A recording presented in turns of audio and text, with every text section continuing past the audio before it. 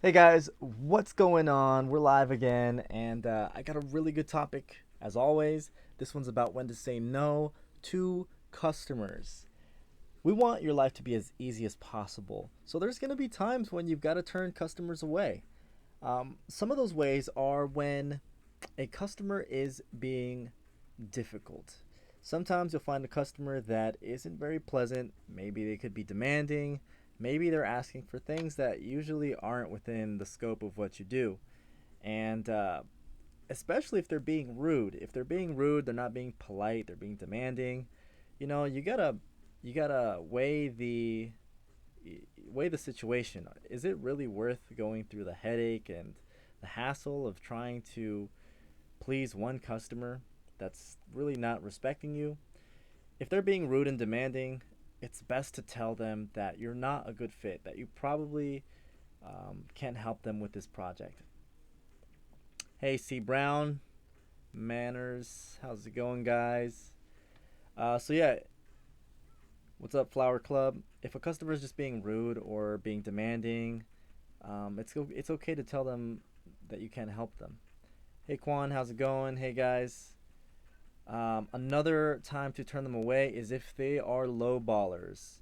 There are lots of low ballers out there. It's not the most common type of customer, but you're going to find times when a customer just completely asks for a price that's way below what you're worth or what you usually charge. And usually those are the most difficult customers. So if it's a really easy script, then I'll probably knock it out. But if they're asking for a regular size script for really cheap, less than half the price what you usually go for, um, I'm not gonna do it.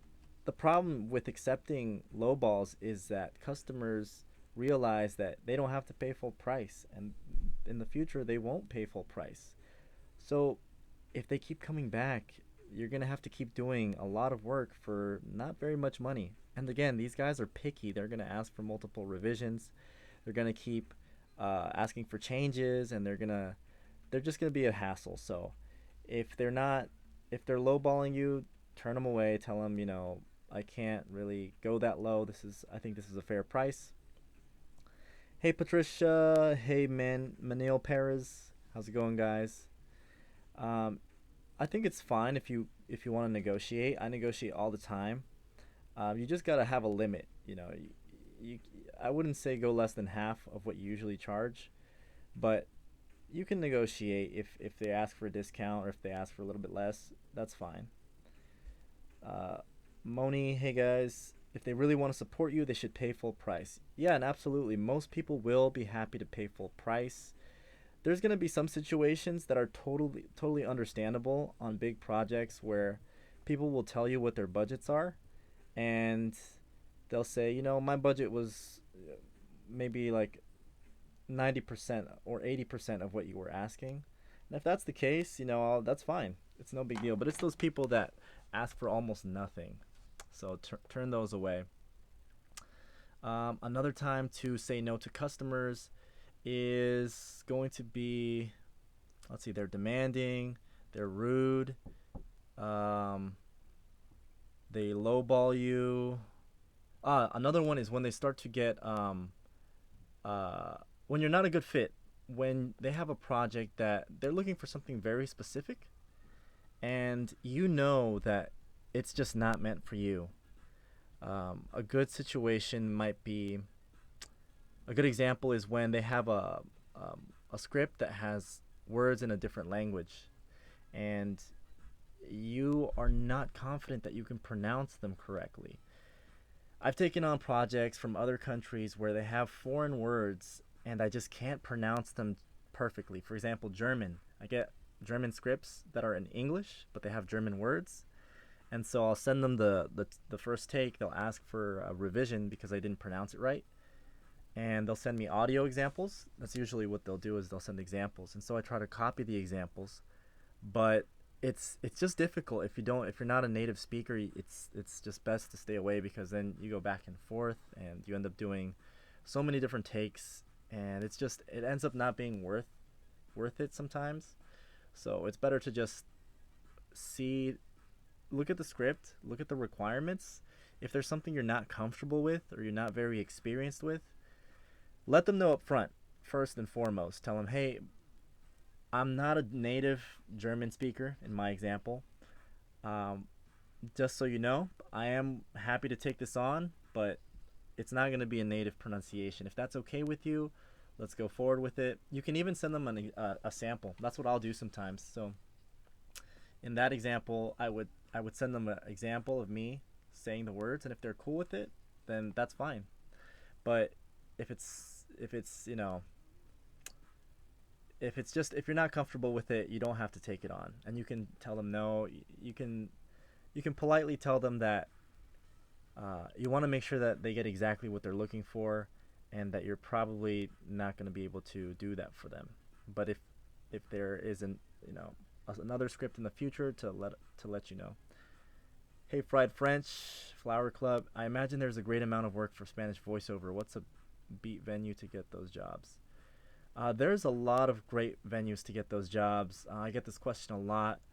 Um, I literally have a list of like 10 voiceover websites. There's free ones like Voice Bunny, Upwork, Fiverr. There's paid ones, voices.com, voices123. Um, there's just so many different avenues. Pick one and just stick to it. But more importantly, have your demo and have your skills ready to go, and make sure that they're top quality and polished. So that's more important, is to have your skills where they need to be and your demo, because you're not gonna find work if your skills are not there. You're not gonna find work if you don't have a good demo. It's not the websites; it is the skills. You have to be a good voice actor. That takes practice. That takes coaching. That takes experience. People put up their budgets really mess things up when you're aiming to cover a certain amount of money when working on a project. Put up their budgets really mess things up. There are some people that ask for low budgets when they come to you. When they come to me, for example, they'll ask for a low budget, and I will be honest with them. I'll say, hey, this is usually what I charge for them. Is that okay? And they'll let you know their budget. So, for example, if they say their budget is $100, when in normally you charge 200, I'll let them know I charge 200, and is this are you able to come a little closer? Are you able to work with that? And sometimes they'll say, yeah, no problem, because they just don't know how much it costs. They don't know how much voiceovers cost. So I wouldn't turn customers away um, right away. You just have to look for the red flags that I mentioned. If one, they're lowballing you and it's a really low ball. Two, they're being rude, they're being difficult. That's just a huge red flag. There's just no need for any rudeness.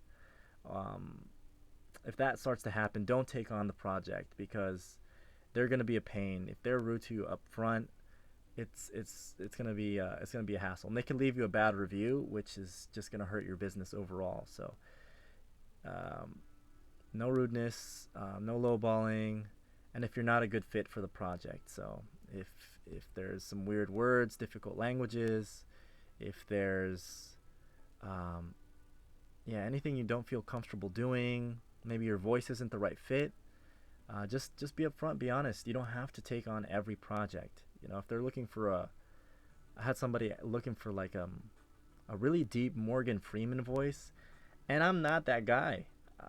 I told him, hey, look, this is my voice. Listen to my demo. I sent them my demo. Um, are you okay with this voice? This is my voice. I can't go that deep. And people appreciate that honesty. They will say, oh, thank you for telling me that. And it just saved us both time. So be upfront, be honest, and communicate. Well, that's all the tips I have today, guys. Thanks for tuning in. We'll see you guys tomorrow, same time, same place. If you want to learn more about how to get started in this, I put together a training. It's my top 6 secrets. Check that out. Link is in my bio. Appreciate you guys. Let me know if you have any more questions. And you guys stay safe. Take care. See ya.